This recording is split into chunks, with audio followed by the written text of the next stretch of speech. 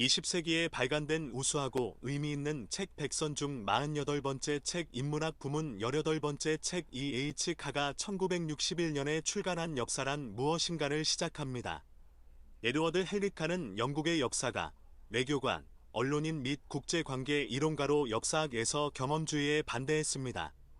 E.H. 카는 1917년부터 1929년까지 14권으로 구성된 소비에트 연방의 역사인 A History of Soviet Russia와 국제관계, 특히 위기의 20년에 대한 글과 여기서 살펴볼 역사란 무엇인가를 통해 전통적인 역사적 방법과 관행을 거부하는 역사 기술 원칙을 제시했습니다.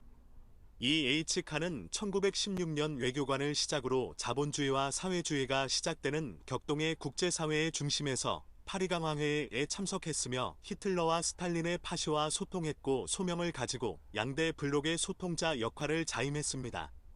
세계 양차대전과 냉전 시대를 관통한 그의 삶을 살펴보면 카가 역사는 무엇인가를 통해 우리에게 전하는 그 역사라는 의미에 공감하지 않을 수 없습니다. 자, 그럼 지금부터 E.H. 카의 생애와 그가 전하는 역사란 무엇인가 속으로 여러분을 안내하겠습니다.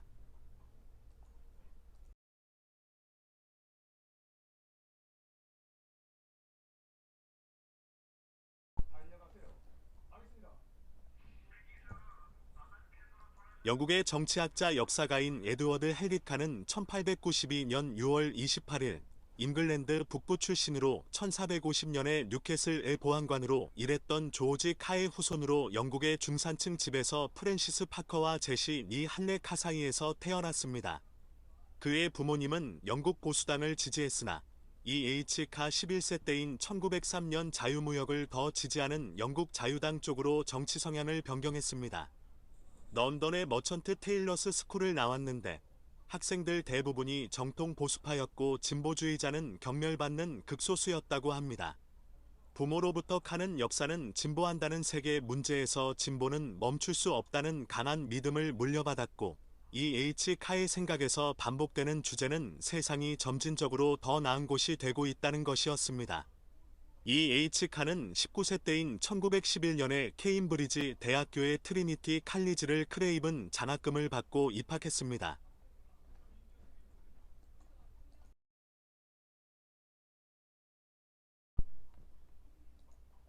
E.H. 카는 한 역사학 수업에서 페르시아 전쟁의 지필이 헤로도토스에게 어떤 영향을 주었는가라는 색다른 시선에 감명을 받고 역사 철학에 대한 고민을 시작했습니다.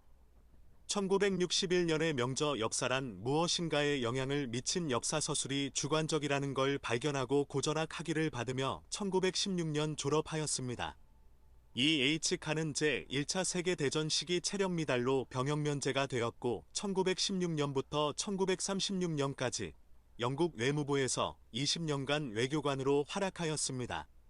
1916년 독일을 해상봉쇄하는 업무에 배정되었습니다.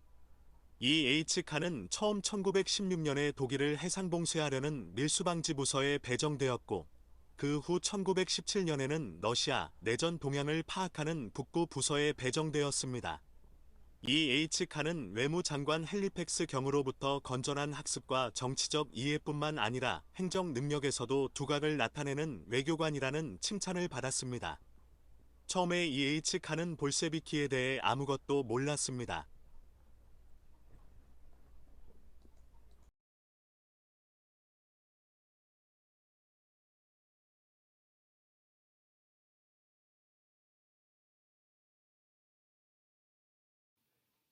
E.H. 칸은 나중에 레닌과 트로츠키의 혁명적 견해에 대한 모호한 인상을 가졌으나 마르크스주의에 대해서는 전혀 알지 못했다고 1919년까지 E.H. 칸은 볼세비키가 러시아 내전에서 승리할 운명이라고 확신하고 데이비드 로이드 조지 수상이 전쟁 장관 윈스턴 처칠의 반볼세비키 사상에 반대하는 것을 지지했습니다.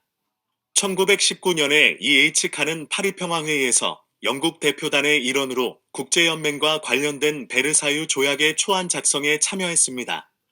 회의 중에 E.H. 칸은 연합군, 특히 프랑스가 독일의 과하게 배상금을 물리는 것에 비판했고 독일 폴란드 국경 설정에 있어서 독일 편을 들었습니다. 그로 인해 아담 자모이스키는 E.H.카가 동유럽의 모든 국가에서 가장 특별한 인종적 오만에 대한 견해를 가졌다고 비난했습니다. E.H.카의 전기를 쓴 조나단 하슬림은 E.H.카가 독일 문화를 높이 평가하는 곳에서 자랐으며 이는 항상 독일에 대한 E.H.카의 우호적 편견을 생산했다고 분석했습니다.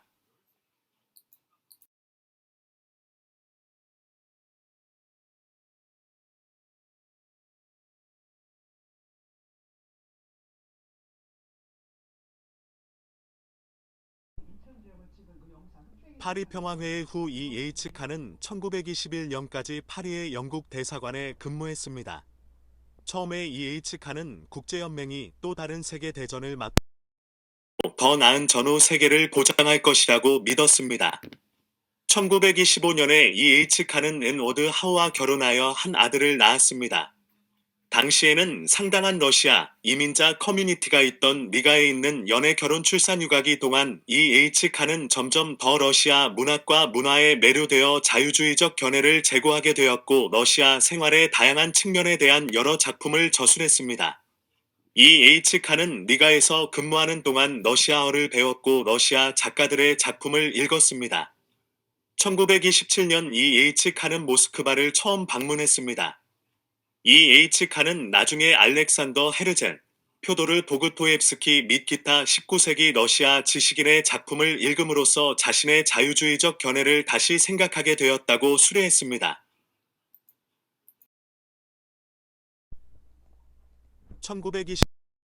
1925년부터 1936년까지 E.H.카는 여러 영국 문학 저널과 런던 도서리뷰에서 러시아와 소련의 모든 것과 국제관계에 관한 책을 검토하기 시작하여 1929년에 표트르 브랑켈 전기, 1931년에 표도르 도스토옙스키 전기, 1934년에 카를 마르크스 전기, 1936년에 미하일 바쿠닌 전기를 작성했습니다. 특히 E.H.카는 1930년대 초 타임즈 문학보교재의 소비에트 전문가로 떠올라 1982년 사망할 때까지 그 자리를 유지했습니다. 1936년까지 외교관의 신분 때문에 1929년부터 1936년까지의 기간 동안 E.H.카의 리뷰 대부분은 익명이나 존 할렛이라는 가명으로 발표되었습니다. 1929년 여름 E.H.카는 표도르 도스토옙스키의 전기 작업을 시작했고 표도르 도스토옙스키의 생애를 조사하는 과정에서 E.H.카는 미르스키 왕자와 친구가 되었습니다. 1929년에 표트르 랑겔 남작의 회고록을 리뷰하면서 E.H.카는 소비에트 연방에 대한 존경심이 커지기 시작하였습니다. 1930년대에 E.H.카는 유화책의 주요 지지자였습니다. 영국 신문에 실린 국제 문제에 관한 글에서 E.H.카는 체코슬로바키아 대통령 에드바르트 베네시가 체코슬로바키아의 운명이 독일의 영향권에 있어야 한다는 것을 망각하고 프랑스와의 동맹에 집착한다고 비판했습니다. 1930년 미국이 대공황에 스무트홀리 관세법을 세우고 고립주의 및 경제블록화를 한 것이 독일의 호전성을 불러왔다고 비판했습니다. 특히 1930년 4월 26일 국영꾼지에 게재된 이성의 시대라는 제목의 기사에서 E.H.카는 프랑스 작가 마르셀 프루스트를 비난하면서 서양의 너무 비관주의 문화가 지배한다고 분석했습니다.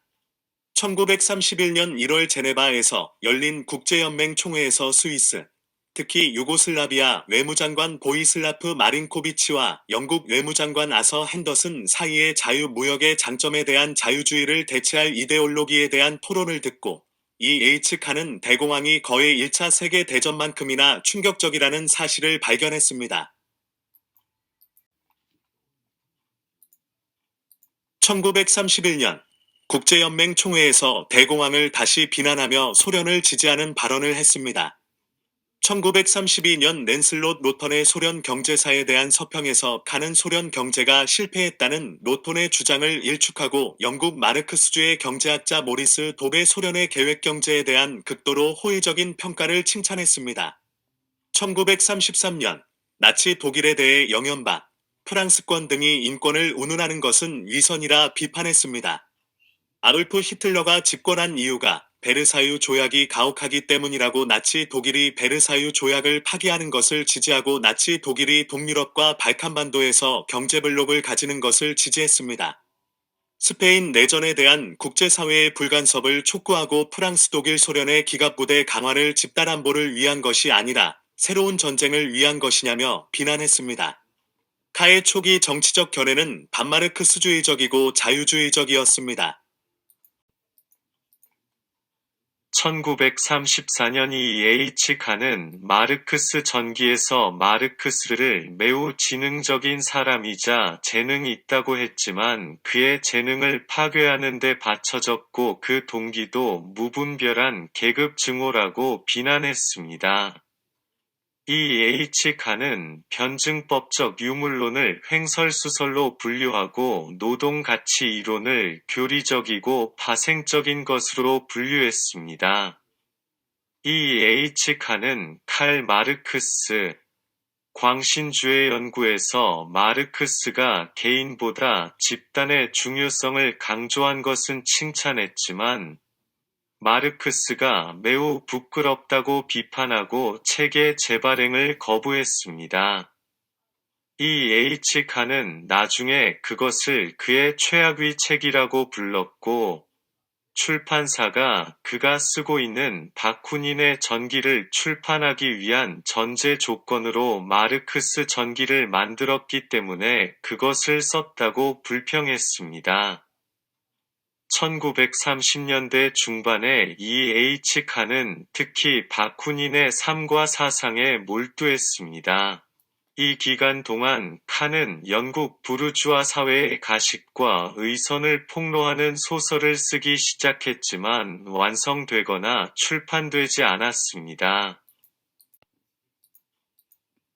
1930년대 외교관으로서 E.H. 칸은 1930년 미국의 스무트 홀리법으로 인해 세계가 경쟁적인 무역 블록으로 크게 분열된 것이 독일이 이제 완제품을 수출할 수 없게 됨에 따라 외교 정책에서 독일이 호전적인 태도를 보이는 주요 원인이라는 견해를 가졌습니다. E.H. 칸의 견해에 따르면 영국 제국의 선호 경제구역, 미주 지역의 미국 달러 구역, 프랑스 근블록 구역, 일본 경제구역과 비교할 수 있는 독일의 동유럽 지배경제구역을 제공받을 수 있다면 세계의 평화가 보장될 수 있다고 주장했습니다.